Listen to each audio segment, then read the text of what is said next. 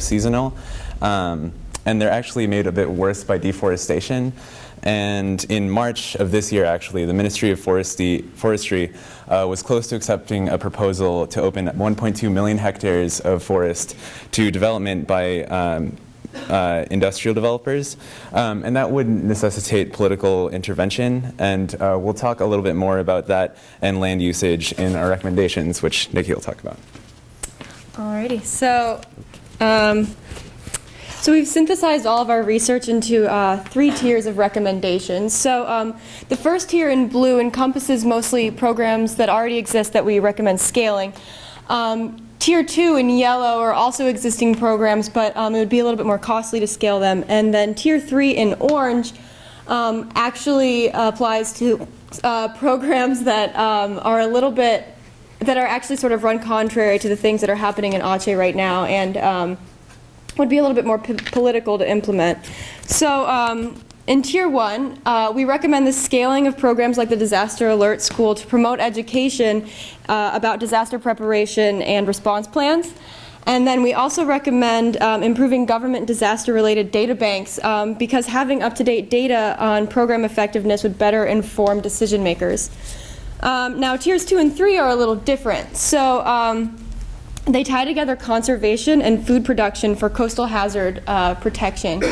And we've identified food production as an avenue to cut across multiple landscape forms, and have chosen to focus on food production for 3 reasons. So as you can see here, agriculture actually makes up a large section of Aceh's economy, and it actually employs over half of the people. So there's the potential to mitigate poverty both through job and food security. Second, food production and fisheries are directly tied to land management, and so there's an opportunity to create food production systems that provide many ecological services. And third, one of those services are provisional services, so because the product is easy to quantify, it is therefore easy to present the economic benefits of these systems to decision makers. So looking again at the chart, it's sort of on 6 levels. So we recommend conservation programs that tie into food production methods. So first we recommend coral reef conservation because it has good impacts on fisheries, and then we also recommend forest conservation with additional reforestation through agroforestry, which is a system that integrates tree crop production and agriculture. And then we also integrate integrated aquaculture, which is a polycultural system that integrates shrimp and mangroves and other life forms. So these methods are a hybrid of built and living infrastructure because they are built landscapes using living materials for human benefit. And these systems do not match natural landscapes, but rather mimic their natural processes for food production. And together, these systems will positively affect mangroves, reefs, and forests, which have been shown to be linked to coastal protection and flood protection and their associated hazards. So there's also, they sort of cut across to each other and positively benefit coral reefs even further. So our recommendations reveal opportunities for future research. Number 1 is the research we found on using food production for food production landscapes as a hybrid infrastructure for risk reduction has always been sort of an aside in the reports. And so what we hope to show here is that more direct evidence and intensive research on this topic is both relevant and necessary. Number 2, a more site-specific geographical analysis of Aceh is needed to determine which landscapes are most suitable for which places. And third, you'll notice that we don't really focus much on more conventional built infrastructure, and that's because a more site-specific analysis on the effectiveness of built infrastructure is needed in order to determine if and where it is maybe most suitable. So now we turn to Josh on Fiji.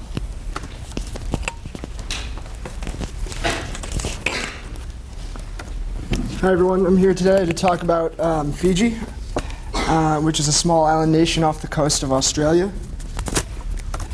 In 1970, Fiji was granted sovereignty from Great Britain. Since that time, a series of political coups have left the nation politically and socially divided, and this is typically across racial lines, which are broken down in the pie chart to the side here. Despite a rocky political history, Fiji's GDP has been growing consistently in the past 40 years, and this is mainly as a result of the blossoming agricultural and tourism industries. As such, the nation is highly reliant upon the natural environment for subsistence. In addition to ecosystem services, Fiji's natural landscape provides storm protection from coastal hazards.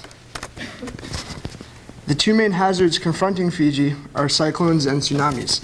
Of these, cyclones, which are the most threatening, cause an average of 16 deaths per storm and occur multiple times per decade. Cyclone Evan, for example, in 2012, caused $108 million in losses. Pictured here is just an example of some cyclone damage to a coastal village. Tsunamis, on the other hand, occur far less frequently, only about 2 to 3 times per century. And they've also been proven to be less destructive. The 1953 tsunami, which is actually pictured here, the top photo shows the tidal wave rolling in. The bottom piece shows how far the wave actually entered onto land. And this tsunami caused 8 deaths and only 300,000 in damage. In response to these hazards, we've developed a 3-tiered strategy for disaster risk reduction, which we've defined by the feasibility of implementation across Fiji's distinct political and financial parameters. For Tier 1, we focused on exposure reduction. To start, we suggest the development of a comprehensive hazard notification system, and this is mainly to make sure that citizens can move away from coastal areas in the event of a storm. And secondly, to better prepare children, we suggest a hazard preparedness lessons in schools, which would be bolstered by the National Disaster Management Office's student workbook and emergency drills. And lastly, and perhaps most importantly, is for resort staff and tour guides to be trained in disaster events and evacuation plans.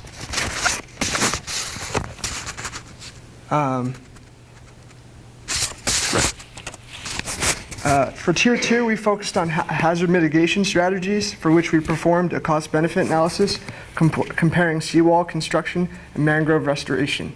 Seawall construction, we found that the construction of a 1-kilometer seawall would cost around $630,000, and that is without accounting for future maintenance costs.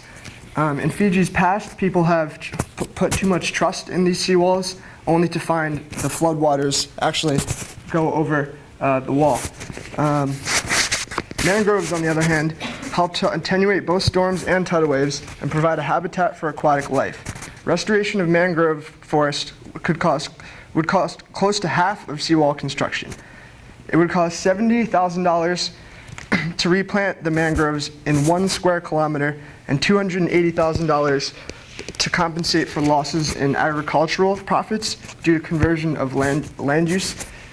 For Tier 3, certainly our most ambitious measure aims to improve coping capacity and susceptibility through long-term infrastructural changes. To create safer and more durable building structures, we hope to promote and ensure compliant development. While providing incentives to develop more sustainable buildings, this measure also serves to further insulate Fijians from disaster-related costs. Perhaps most important, however, is the need for free elections and government reform to reduce corruption and political violence in the nation. More government accountability will not only help to restore revoked foreign aid, but will better protect Fijians from future disasters. In conclusion, we have found that the most feasible approach to mitigate hazards and reduce exposure is a combination of built and natural infrastructure. However, to better assess government agencies' use of allotted resources, there is a need for more political transparency with information on current measures. Regardless, it is essential to finance solutions soon because another disaster has the potential to set Fiji back years or even decades. Thank you. Now I'm going to hand it over to Pooja, who has some concluding remarks. Hi. So to summarize, globally, disaster risk reduction strategies have increasingly been emphasizing the potential use of natural approaches as an effective way to protect people against coastal hazards. And again, we sought to identify if and how built infrastructure, living infrastructure, or hybrid approaches could be integrated into Fiji, Indonesia, and Madagascar, where disaster risks are high. Disaster risks include coastal flooding and coastline erosion, putting significant portions of these countries' populations in danger of devastation from extreme weather patterns. Government budgets are tight, with little room for disaster allocations, and high poverty and unemployment rates in these three sites put their citizens with the greatest need at the highest risk by virtue of living in unsafe dwellings, with limited access to public services, healthcare, and most importantly, information. So what we did is we organized our recommendations across three tiers in increasing order of investment of time and finances, with Tier 1 being the most cost and time-effective strategies, and Tier 3 being the most difficult to implement. Across the sites, you'll see Tier 1 solutions